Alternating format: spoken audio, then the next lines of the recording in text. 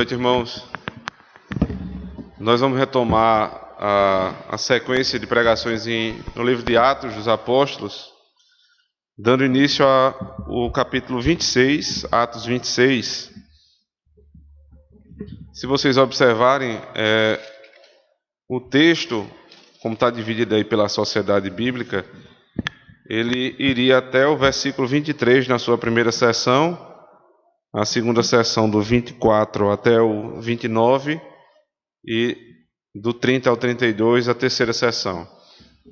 Eu vou fazer uma abordagem diferente, né? Aqui Paulo ele está trazendo mais uma vez o seu testemunho, ele está se explicando diante de um tribunal, né? Já várias vezes nós vimos isso. Ele conta sempre a mesma história, mas com abordagens distintas, com ênfases distintas, de acordo com a necessidade. E como é muito rico o discurso do apóstolo Paulo, eu acho por bem que nós possamos ir até o verso 11, que é a primeira parte desse testemunho, e aí na próxima semana a gente volta do verso 12 em diante. Então vamos ler do verso 1 até o versículo 11. A seguir, Agripa, dirigindo-se a Paulo, disse: É permitido que uses da palavra em tua defesa. Então Paulo, estendendo a mão, passou a defender-se nestes termos: Tenho-me por feliz, ó rei Agripa, pelo privilégio de hoje, na tua presença, poder produzir a minha defesa de todas as acusações feitas contra mim pelos judeus, mormente porque és versado em todos os costumes e questões que há entre os judeus. Por isso eu te peço que me ouças com paciência. Quanto à minha vida, desde a mocidade, como decorreu desde o princípio entre o meu povo e em Jerusalém, todos os judeus a conhecem. Pois, na verdade, eu era conhecido deles desde o princípio, se assim o quiserem testemunhar, porque vivi fariseu, conforme a seita mais severa da nossa religião. E agora estou sendo julgado por causa da esperança da promessa que por Deus foi feita a nossos pais, a qual as nossas 12 tribos, servindo a Deus fervorosamente de dia e de noite, almejam alcançar. É no tocante a esta esperança, ó rei, que eu sou acusado pelos judeus. Porque se julga incrível entre vós que Deus ressuscite os mortos? Na verdade, a mim me parecia que muitas coisas devia eu praticar contra o nome de Jesus, o Nazareno. E assim procedi em Jerusalém. Havendo eu recebido autorização dos principais sacerdotes, encerrei muitos dos santos nas prisões e contra eles dava o meu voto quando os matavam. Muitas vezes os castiguei por todas as sinagogas, obrigando-os até a blasfemar. E demasiadamente enfurecido contra eles, mesmo por cidades estranhas, os perseguia. Amém. Vamos orar ao Senhor. Como acabamos de cantar, Senhor, muitas graças damos ao Teu nome. Nós queremos render, Senhor Deus, a nossa gratidão, o nosso louvor, porque no mundo onde a verdade foi abandonada, o Senhor nos dá o privilégio de ouvi-la. No mundo onde as pessoas não têm tempo de escutar a Tua voz, o Senhor nos deu desejo. E não somente o desejo, mas a possibilidade de estarmos aqui para ouvir, Senhor Deus, a pregação do Teu santo Evangelho. São muitas, Senhor Deus, as pressões, as angústias e as tribulações que vão nos atacar nesse momento, a fim de tirar a nossa concentração das coisas que o Senhor tem a nos dizer. Ó Deus, cativa a nossa mente. Faça com que o nosso coração se incline à Tua voz. E que o Senhor, por meio do Teu servo, fale poderosamente aos nossos ouvidos, a fim de que, pelo anúncio do Evangelho, aqueles que não Te conhecem passam a Te conhecer e então Te sirvam. Os que já Te servem, Senhor Deus, sejam reanimados na fé. Os que têm se desviado, que voltem a correr a carreira cristã como nos foi proposta.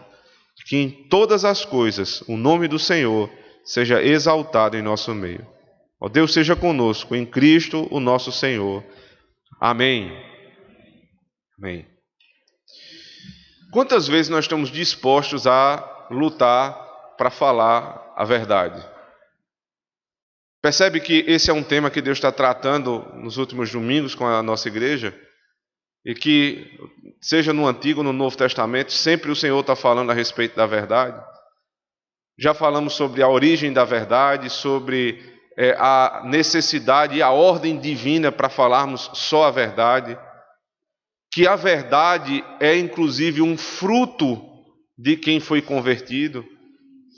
E hoje nós vamos ver aqui até onde nós devemos lutar pela verdade. Ou quantas vezes nós vamos ser chamados a dizer a verdade nesse mundo. Nós temos aqui uma sequência de textos onde o apóstolo Paulo sempre é interrogado a respeito da verdade do Senhor. E ele é acusado de fazer exatamente o que Deus manda, mas os homens colocam o ministério do apóstolo como se fosse o ministério da mentira. Como se ele estivesse ensinando falsas doutrinas, como se ele tivesse negado a fé e se distanciado da fé dos seus pais. Mas pela quinta vez o apóstolo tem que dizer a mesma coisa. Eu não inventei uma nova religião. A verdade que eu estou falando é a mesma verdade que os judeus creem. Eles que abandonaram a fé. Eles que desvirtuaram a verdade. Eu permaneço exatamente na doutrina dos pais.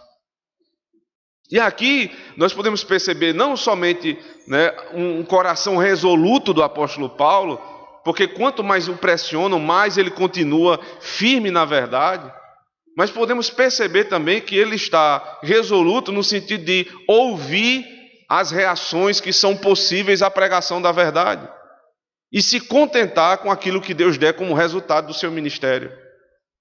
Eu digo isso porque muitos pensam que quando estão com a verdade, pregando a verdade, necessariamente vão receber em troca, como reação, a submissão à verdade. E não é assim.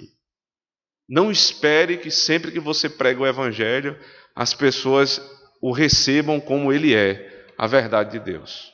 Existem muitas reações quando nós falamos a verdade. Uns vão se irar, outros vão se calar, outros vão dizer que não tem tempo para ouvir a esse respeito, e ainda há alguns poucos que vão te ouvir e dizer: quase você me convencia dessa tua religião. É exatamente o que vai acontecer aqui.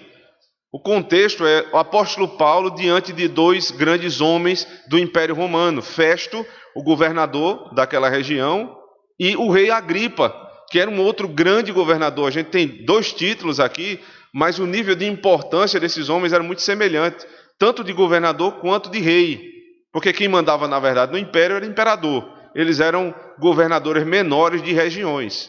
Quando o rei Agripa chega e é apresentado a Festo, lembre-se, fala a respeito de um certo preso chamado Paulo, que tinha uma história muito interessante a respeito da doutrina judaica e do desvio dessa doutrina, que é onde ele estava sendo acusado.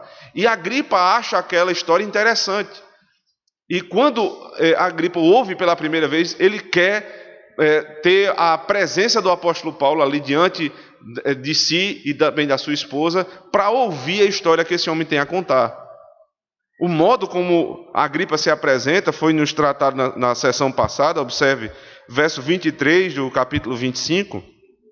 De fato, no dia seguinte, vindo Agripa e Berenice, com grande pompa, tendo eles entrado na audiência, juntamente com oficiais superiores e homens eminentes da cidade, Paulo foi trazido por ordem de Festo. Como é que o rei se apresenta? Com grande pompa externa, com luxo, com glamour, com toda a glória externa que um rei pode ter.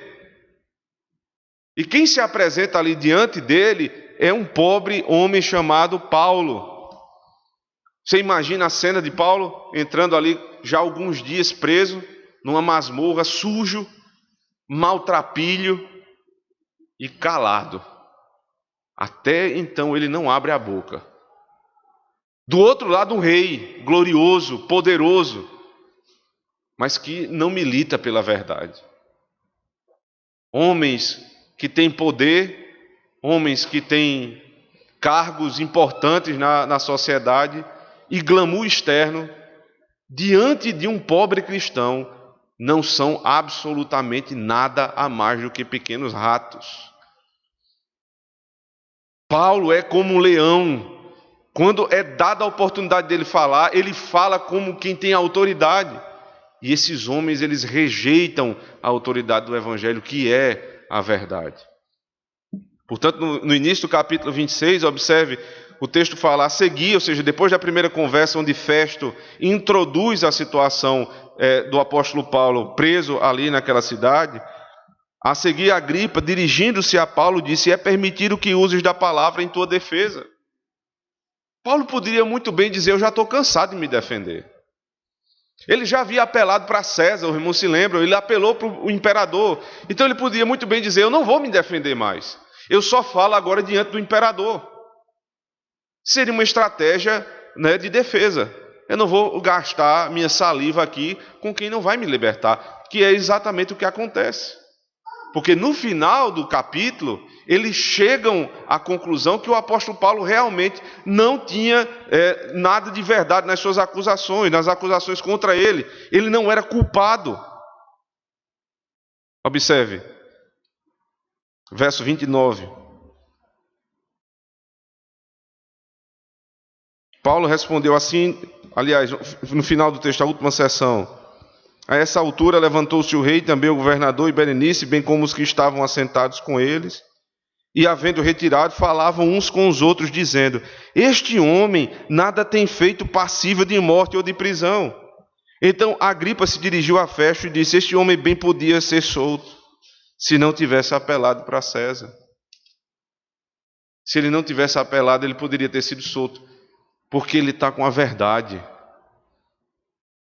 Então não adiantava nada ele falar. Todo o discurso que você vai ouvir aqui do apóstolo Paulo não é simplesmente uma defesa, entenda, porque Paulo conhecia o direito romano.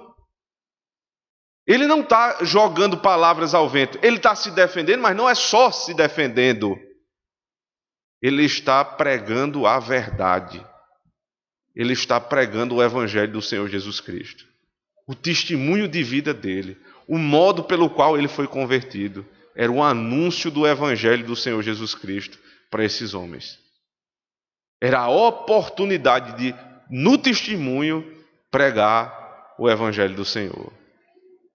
Por isso, irmãos, em todas as oportunidades que nós tivermos de pregar a verdade do Evangelho, nós não podemos nos furtar a falar a verdade. Não é só a verdade a meu respeito, não é a verdade ao respeito do outro, mas é a verdade ao respeito de Cristo. Se não aproveitarmos essas oportunidades pensando que não vale a pena, ou que não, essa tentativa não vai dar em nada, nós vamos nos ver com Deus. O apóstolo poderia ter ficado calado, mas ele não fica. Se me deu a oportunidade, então eu vou falar.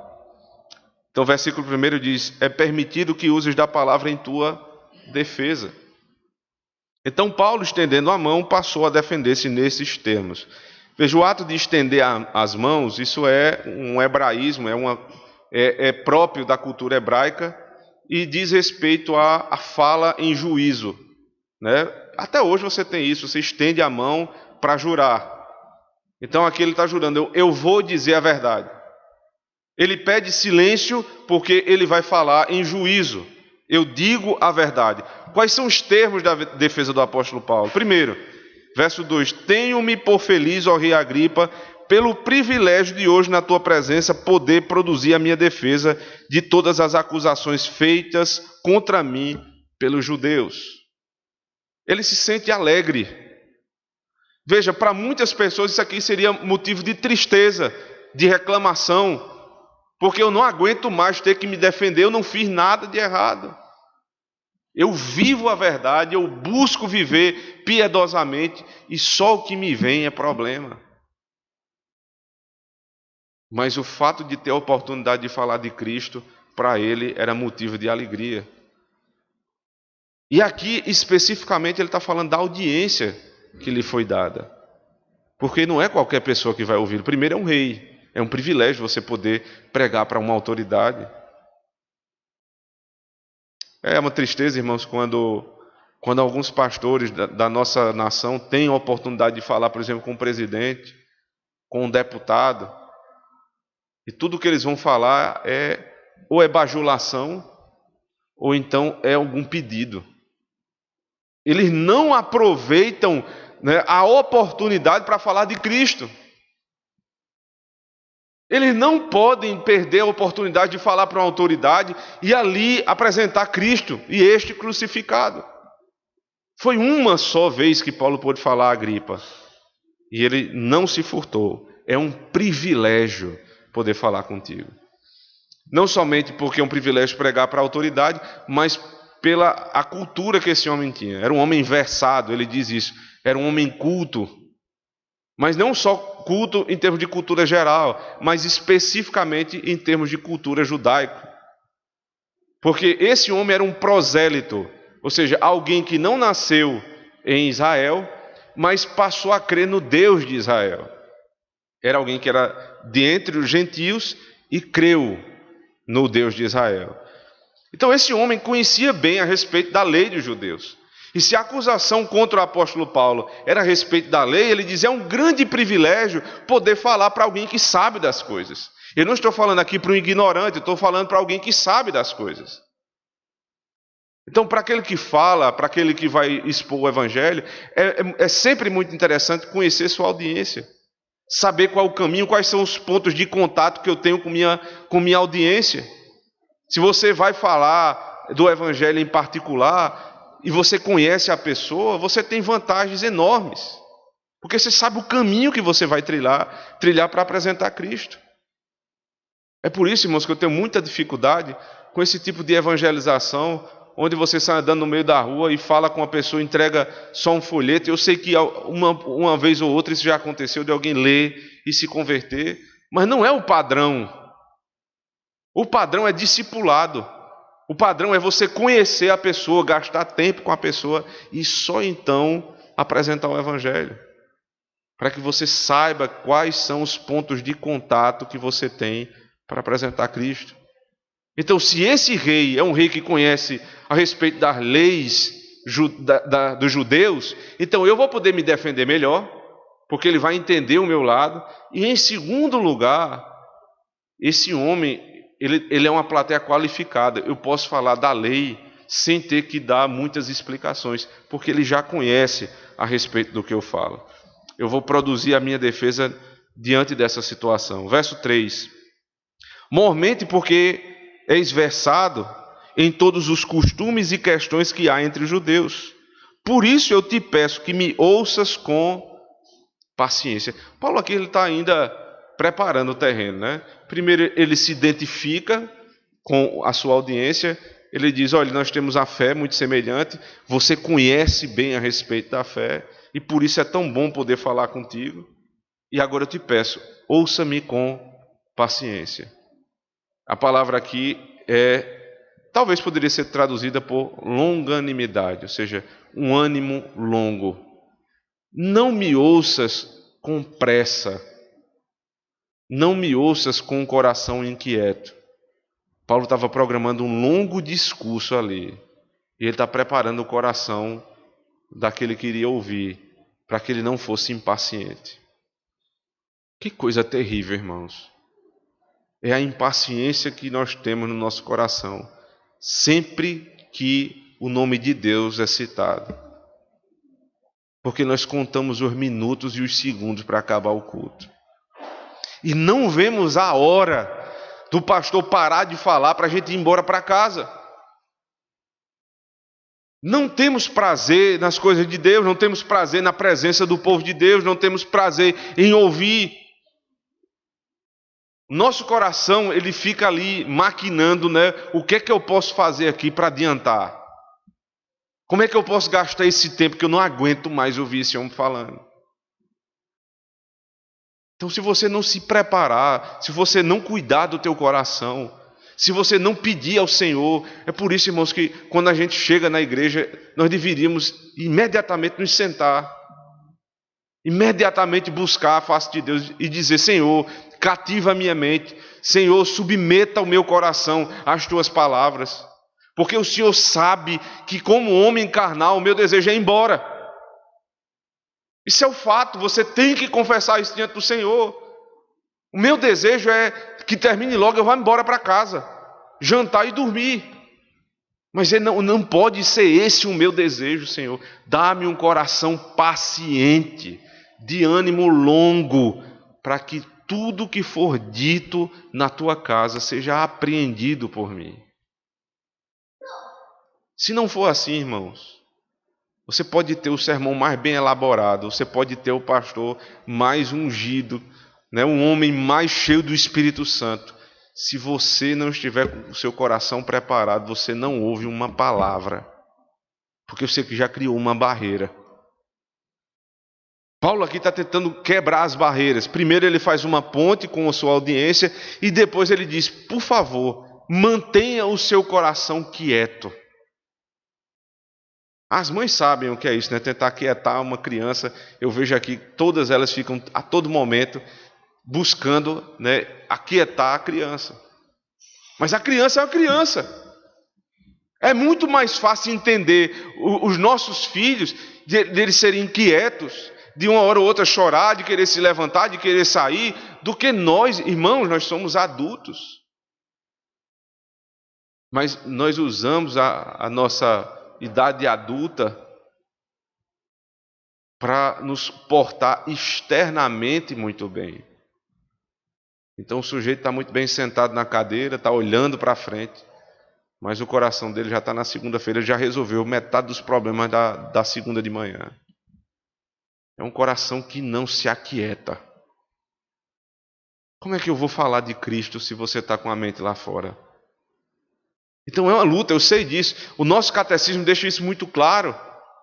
Ele fala a respeito da responsabilidade dos que leem a palavra em público, dos que pregam a palavra em público, e depois ele fala sobre a responsabilidade dos que ouvem.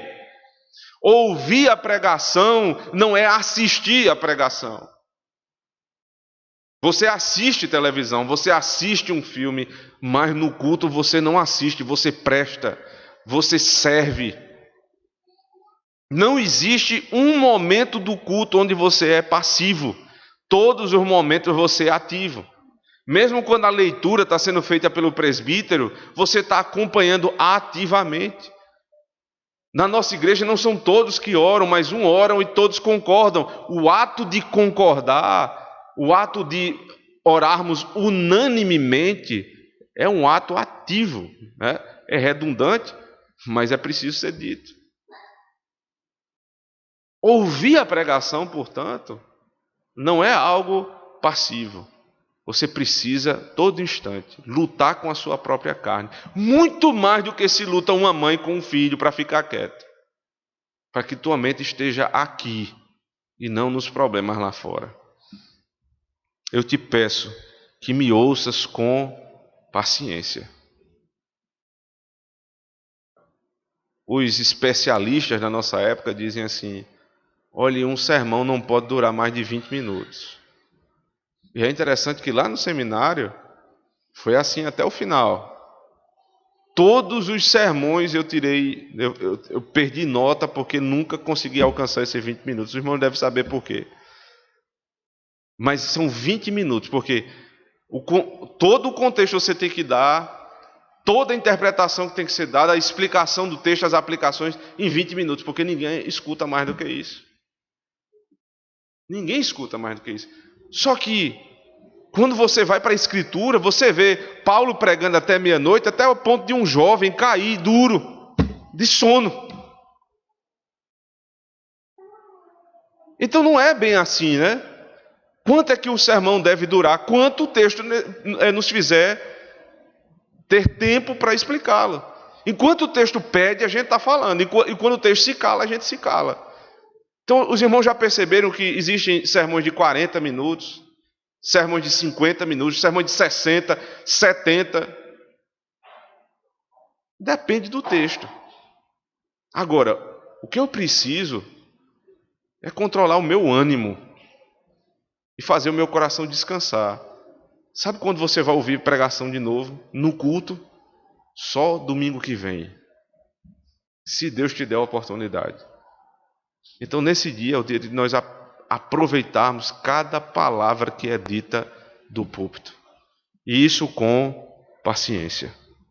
Agora ele vai entrar realmente no seu testemunho, verso 4.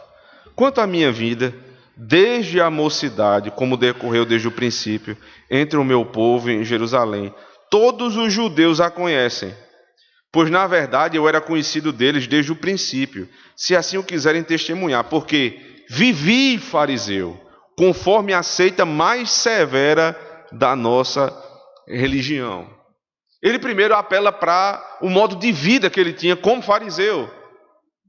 Agripa sabia o que era um fariseu, conhecia bem da lei. Ele diz, veja, dentre todas as seitas do judaísmo, eu era da mais rigorosa.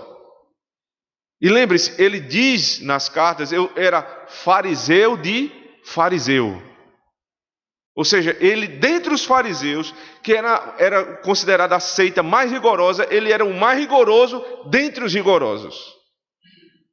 Eu não falava como um fariseu, eu vivi como um fariseu.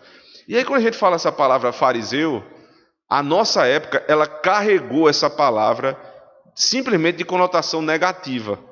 Até pelas palavras de Cristo a respeito dos fariseus. Mas nem sempre foi assim. Na época de Cristo, os fariseus realmente, eles tomaram essa ideia de buscar leis que estão fora da Escritura para delimitar a prática, mas nem sempre foi assim.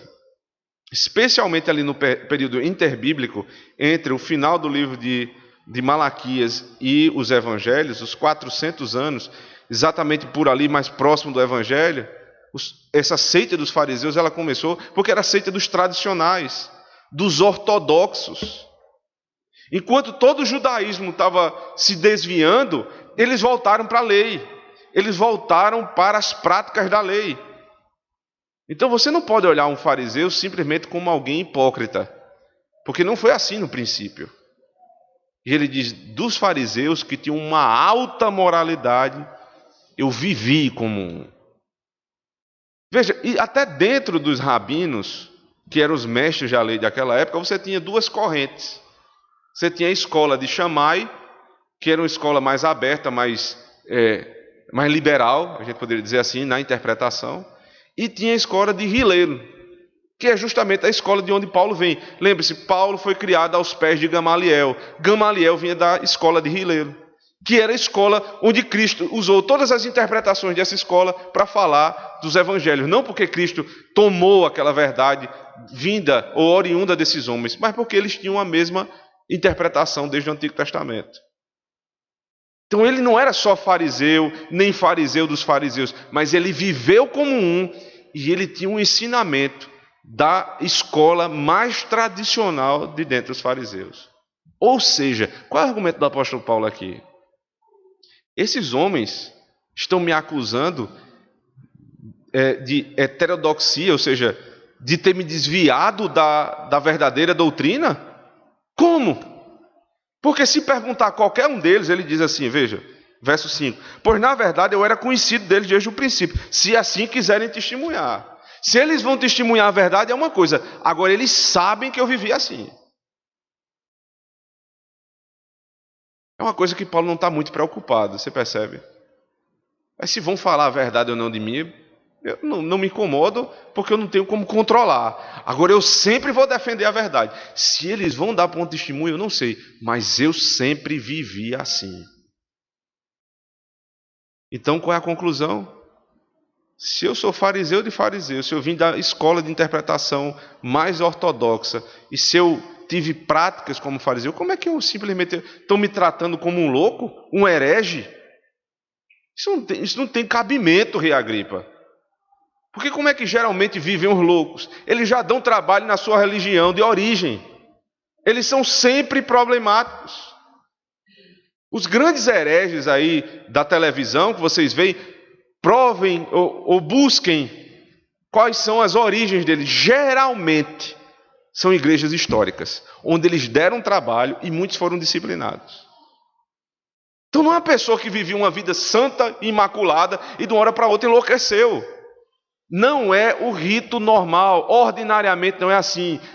O sujeito que abandona a fé, ele já tinha problema quando ele estava, pelo menos externamente, com a fé genuína. Então, qual é o cabimento que tem nisso? Eu vivi, enquanto eu estava com eles, eu era exemplo entre eles. Aí ele veio, verso 6. E agora, estou sendo julgado por causa da esperança da promessa que, por Deus, foi feita a nossos pais, a qual as nossas 12 tribos, veja ele fazendo link com o rei. As nossas 12 tribos. Preste atenção, rei. As nossas 12 tribos, servindo a Deus, fervorosamente de dia e de noite, almejam alcançar. É no tocante a essa esperança, ó rei, que eu sou acusado pelos judeus. Ou seja, eu sempre tive um bom testemunho, e a fé que eu prego até hoje é a mesma fé deles. É por isso que a gente fala, por exemplo, de cultura judaico-cristã. Porque é a ligação dos dois testamentos. É uma única cultura. É uma única visão de mundo, é uma única fé, uma única esperança. O que é que nos diferencia dos judeus? Porque a esperança foi consumada. A única coisa que Paulo mudou, e aí consequentemente mudam muitas aplicações da verdade em relação à religião, é que eles esperam o Cristo. Cristo já veio.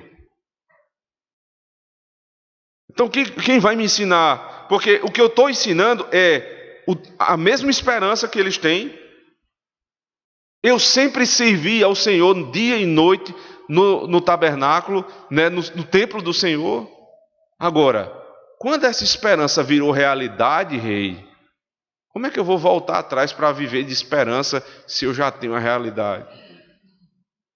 Esse é o argumento do apóstolo Paulo. Eu não me desviei para viver uma vida dissoluta. Eu continuo vivendo exatamente como vivia moralmente falando. Agora, o que é que mudou? Mudou a doutrina. Mas não é que mudou a doutrina porque um homem mudou a doutrina. É porque o tempo que nós estamos vivendo, rei, é outro. Não é tempo mais de simplesmente esperar o Messias. Ele já veio. Então eu não posso voltar aos sacrifícios se o sacrifício já foi cumprido no Senhor Jesus Cristo. Ele dá um argumento de testemunho e agora ele dá um argumento doutrinário. E prossegue. Verso 8. Porque se julga incrível entre vós que Deus ressuscite os mortos, na verdade, a mim me parecia que muitas coisas devia eu praticar contra o nome de Jesus, o Nazareno. Veja, qual é o problema aqui? Volta. O problema é ressurreição.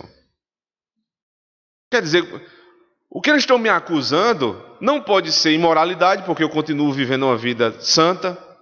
Não é mudança de doutrina, porque eu não mudei a doutrina. Na verdade, eles não me ouvem porque eles duvidam do poder de Deus. Quer dizer que você acha incrível Deus ressuscitar os mortos? Ora, se essa era a esperança de Abraão, Cristo disse: Abraão viu o meu dia e creu e se regozijou. Abraão esperava na promessa.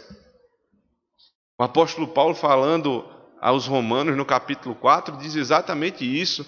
O apóstolo Paulo Abraão esperava na ressurreição. Quando ele levou o seu filho, lá em Gênesis 22, para cima daquele monte e ia imolá-lo, os irmãos se lembram o que foi que ele disse lá quando ele estava subindo? Deus proverá um cordeiro para si. E Abraão creu no quê? Ele entendeu até ali que o cordeiro era o filho. Mas se ele imolasse o seu filho, Deus teria poder para ressuscitá-lo dos mortos. Então, peraí, quem está mudando a doutrina aqui? Sou eu que estou servindo ao mesmo Deus, na mesma esperança de Abraão, ou vocês que são incrédulos? O próprio Cristo falou a esse respeito. Abra comigo no Evangelho do próprio Lucas, capítulo 24.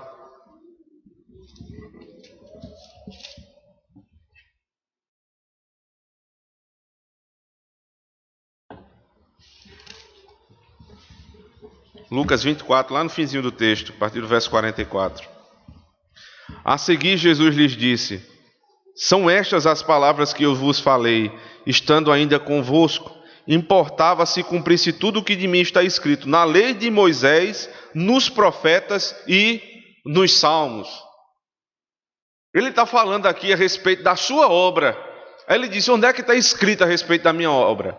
Na lei de Moisés, nos salmos e nos demais escritos, dos profetas. O Antigo Testamento já fala sobre mim. Sobre o que especificamente? Então lhes abriu o entendimento para compreenderem as Escrituras. E lhes disse: assim está escrito que, veja, o que é que está escrito no Antigo Testamento? O Cristo havia de padecer e ressuscitar dentre os mortos no terceiro dia, e em que seu nome se pregasse arrependimento para a remissão de pecados a todas as nações, começando de Jerusalém.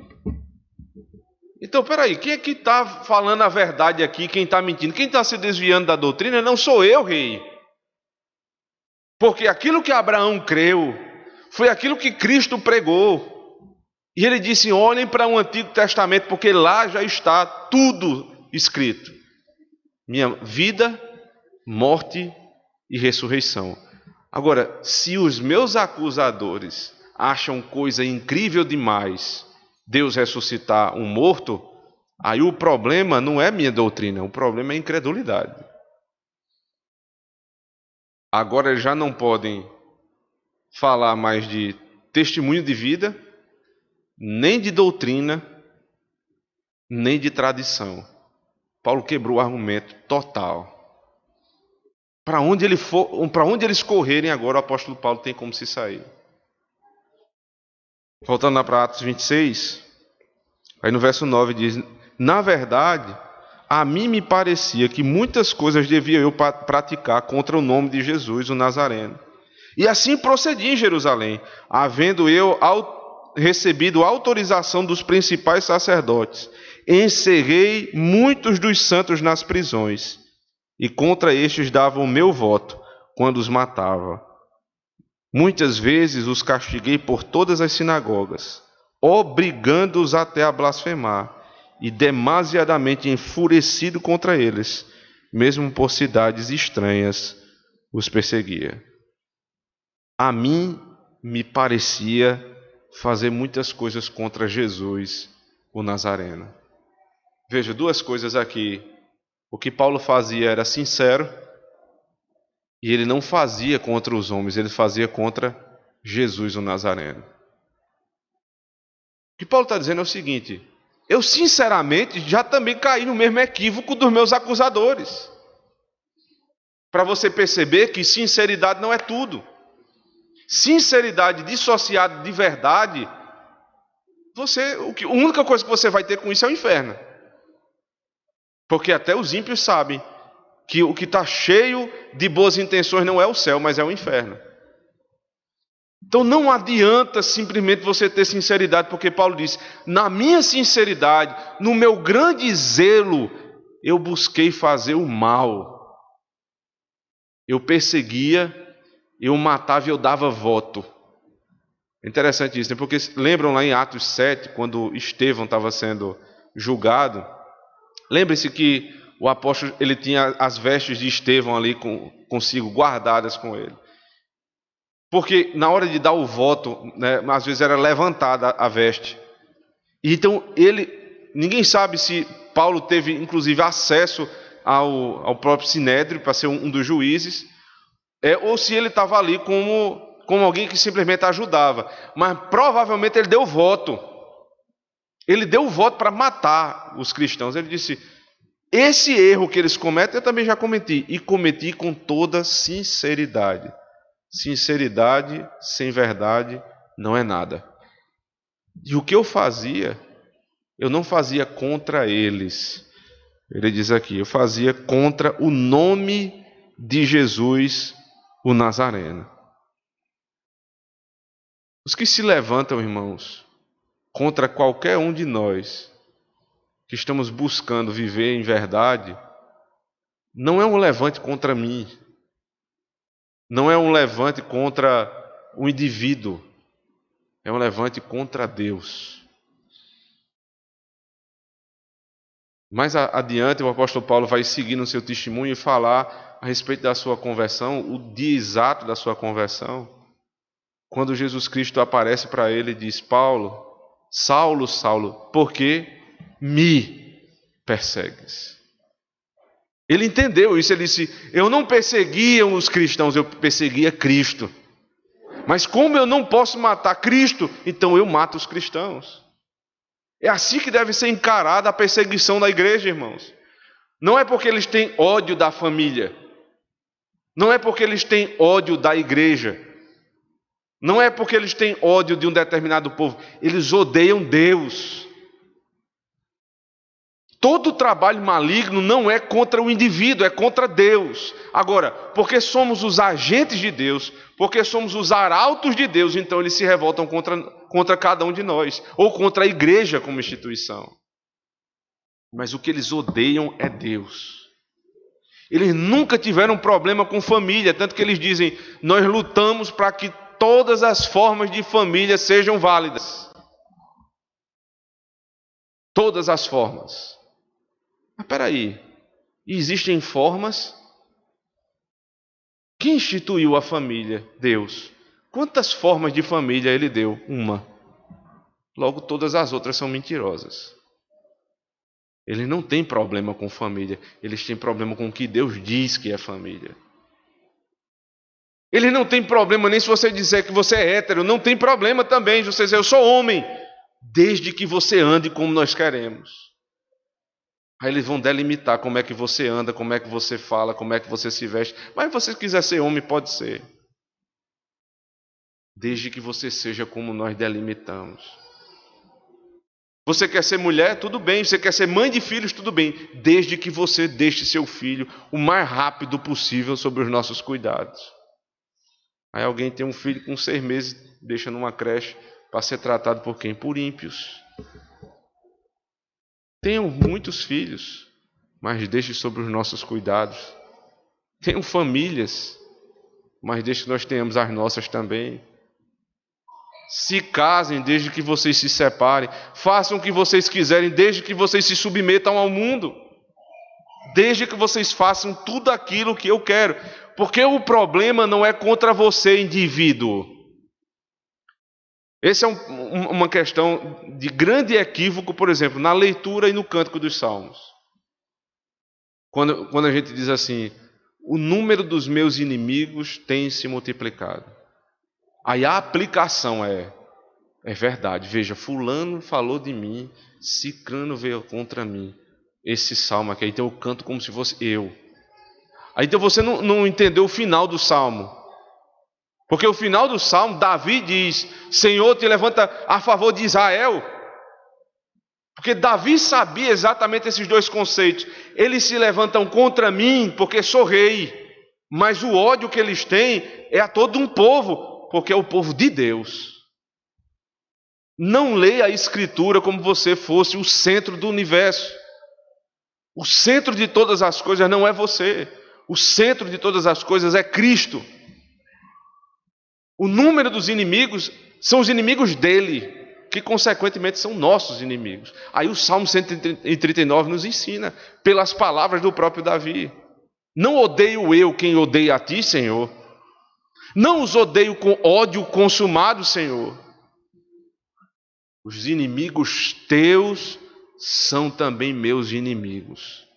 Eu amo o que o Senhor ama, eu odeio o que o Senhor odeia. Ele diz: mas não é com qualquer ódio, eu odeio com ódio consumado, completo, perfeito. Todo o meu ser odeia os que te odeiam. Aí o crente percebe que alguém é inimigo de Deus, que milita contra as coisas de Deus, e ao invés de odiar aquela pessoa nesse sentido de inimigo de Deus, faz dele seu amigo. Ou faz dele a referência da sua vida. A música que eu canto, os livros que eu leio, os lugares onde eu frequento, os meus amigos, o modo de andar, o modo de vestir, o modo de falar, tudo vai sendo delimitado. Mas no domingo eu estou na igreja. cantando: Senhor, eu odeio com ódio consumado os teus inimigos. E na segunda-feira, os inimigos de Deus são meus amigos.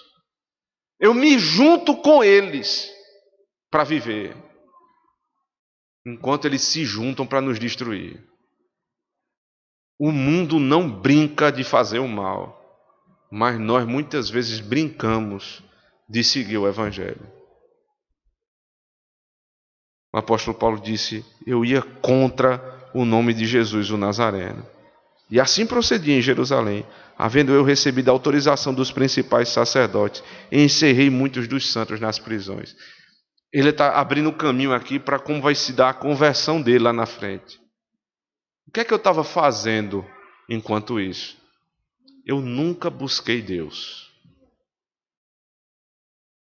Eu vivia com Deus na minha boca, mas eu nunca busquei a conversão. Eu vivia no engano, e por esse engano eu matava e morria. Então, ó rei Agripa, eu tenho esperança nesse evangelho, inclusive que ele converta reis como o Senhor. Eu nunca busquei Cristo, ele que me encontrou. Então ele pode ser que ele encontre um desses homens também. Essa é a real motivação para que alguém pregue o evangelho. O objetivo não é: vou pregar, ele vai se converter. Mas é: se Cristo me converteu sendo eu quem eu sou, por que ele não pode fazer o mesmo com esse outro? Por que ele não pode ressuscitá-lo dos mortos? Mas se eu falar a verdade e eles não ouvirem, ora, que culpa tenho eu? O que é que eu posso fazer por uma pessoa assim? O final do texto fala das reações. No verso 24. Dizendo ele estas coisas em sua defesa, Festo o interrompeu em alta voz: estás louco, Paulo?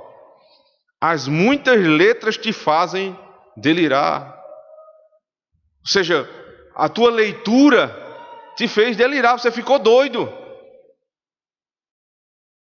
Acusações que são feitas hoje por aqueles que buscam e amam a doutrina.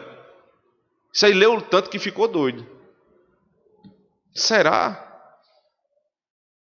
As muitas letras te fazem... Ele não quer nem ouvir falar. Ele trata Paulo como um louco, quando Paulo, na verdade, estava aplicando ali a ele o evangelho.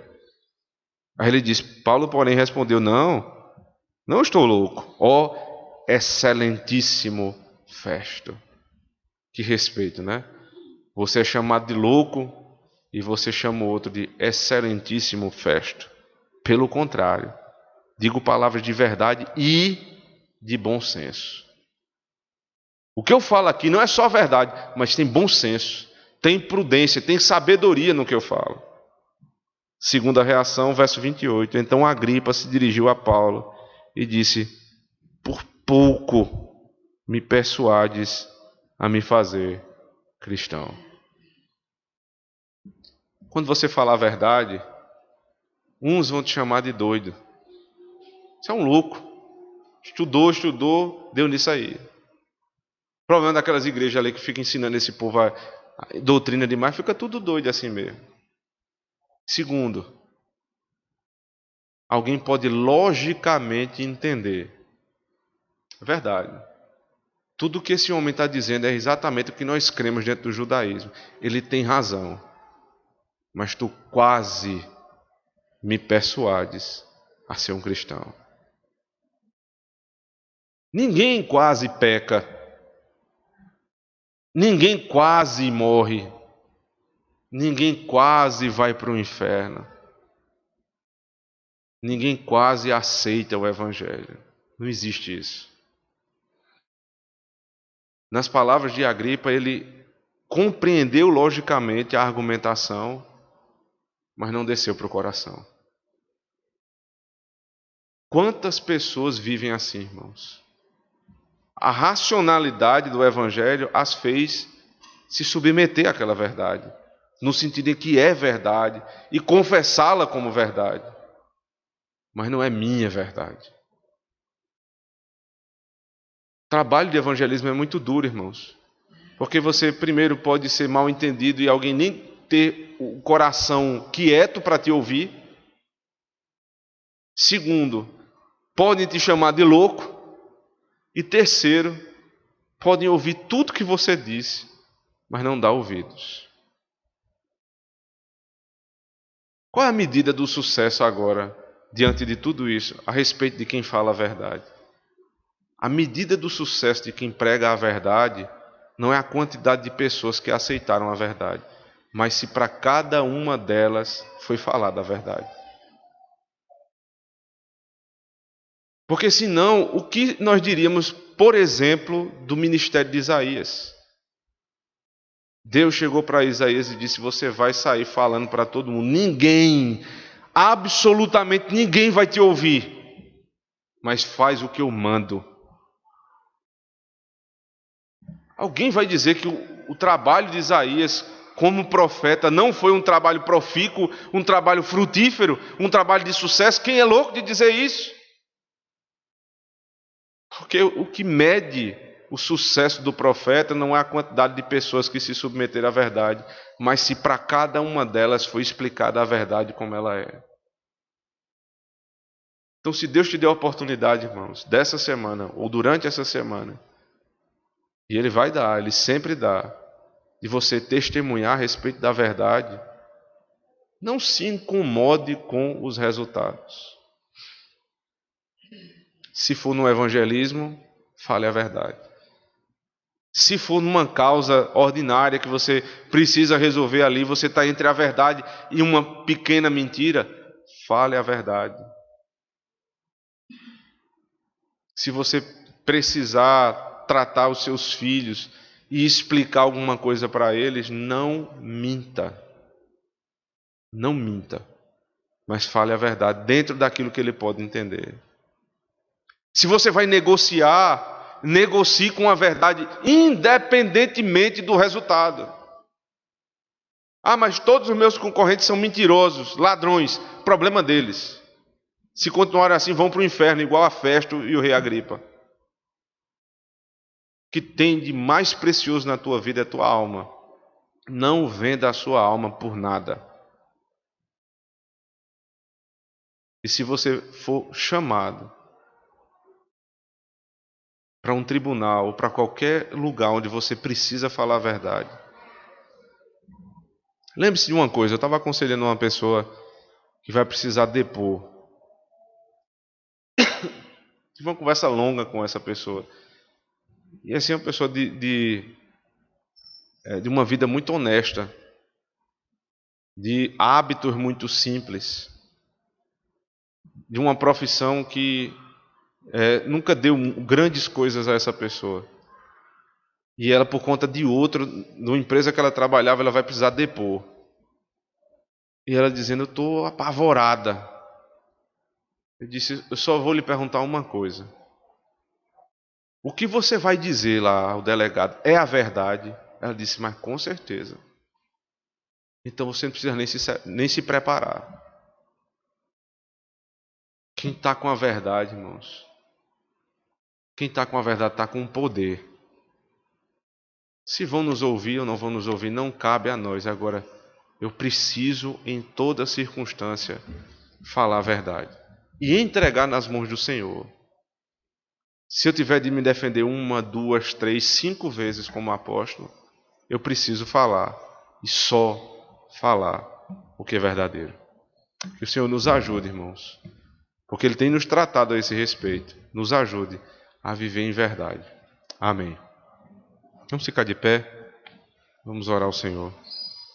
Em seguida, iremos cantar o Salmo 140. Senhor nosso Deus, Tu és o Deus da verdade, e o Senhor tem trazido à nossa igreja esse tema tão caro. Livra, Senhor Deus, para que no nosso meio não haja mentira. Que esse púlpito seja a cada domingo santificado na verdade, porque a Tua palavra é a verdade. E que nos corações dos irmãos exista sempre um lugar para tudo que é verdadeiro, justo e bom. Que nós expulsemos do nosso meio, retiremos da nossa vida tudo que é enganoso e mentiroso. Se precisarmos nos defender 10 vezes, que assim o façamos, mas sempre com a verdade. Que possamos dar o testemunho do apóstolo Paulo. Eu não vivi apenas como tal coisa, eu não apenas preguei sobre tal coisa, eu vivi sobre o cristianismo que eu professava, calando a boca dos nossos acusadores e crendo que o Deus que ressuscitou Cristo, que levou os nossos pecados sobre si, é o mesmo Deus que tem poder para ressuscitar um velho mentiroso. Perdoe, Senhor Deus, as nossas iniquidades. Ajude-nos a viver na verdade do Teu Evangelho. Amém.